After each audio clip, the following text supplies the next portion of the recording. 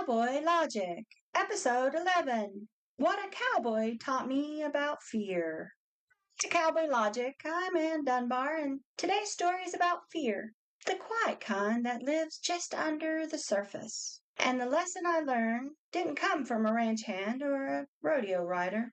It came from a cowboy who grew up in the mountains of West Virginia, a man named Ed, who carried ghost, grit, and the kind of steady wisdom that only comes from surviving the hard things. Uncle Ed wasn't the Hollywood kind of cowboy, but make no mistake, he had that cowboy grit and spirit in him. He grew up in the mountains where men fixed their own problems, worked with their hands, and faced storms the way they face life, head on.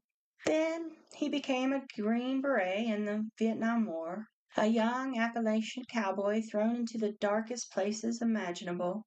He came home different, quieter, hard in places where softness used to live. But he also carried a kind of truth that stuck with you. One afternoon when I was young, a big storm rolled in. It was dark, low, and loud. I stood on the porch watching it swallow the sky, fear tight around my ribs. Uncle Ed stepped outside and stood beside me, calm as stone. He stared straight ahead and said with a very low and rough voice, "Fear don't mean hide, kid. Fear just means you're alive." I didn't understand it then, but he kept talking, eyes on the storm. "You don't pretend you're not scared. You just move anyway." I thought he was talking about the weather, but life taught me otherwise.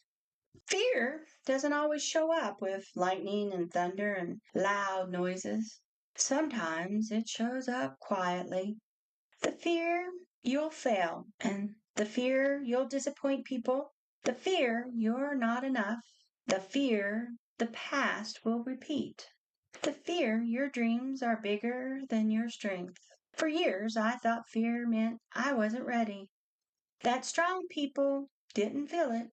But Uncle Ed's words followed me. Fear isn't weakness, it's awareness. It's caring. It's wanting something enough that you're scared of losing it. People who've lived hard lives don't fear everything. They just understand fear differently. Real courage doesn't roar.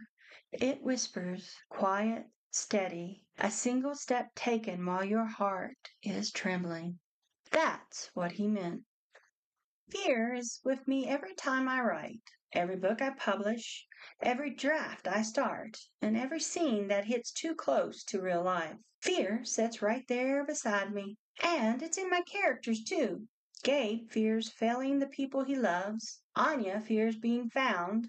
Bet fears loving too deeply. Garrett fears losing the woman he loves. And even Jeb, steady as the sunrise, fears risking his heart. I don't write fearless people.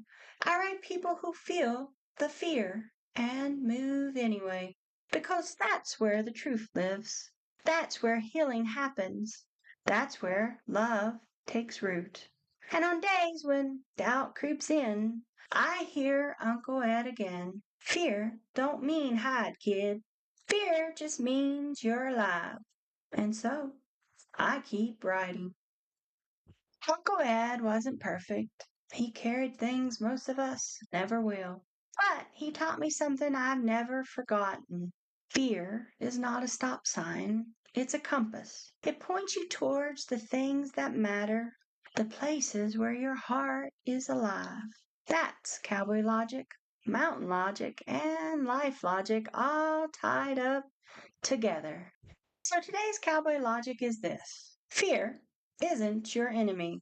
Standing still is. The cowboy feels the fear, checks his saddle, tightens it if needed, and steps forward anyway. Not because he's fearless, but because he's brave. Thanks for joining me on Cowboy Logic. My characters and my life are shaped by this truth. Courage is just fear in motion. I'll be back next week with another story, another bit of wisdom, Another reminder that even when the storm rolls in, you ride anyway. Until then, keep your chin up, keep your heart steady, and let courage stay one breath ahead of fear.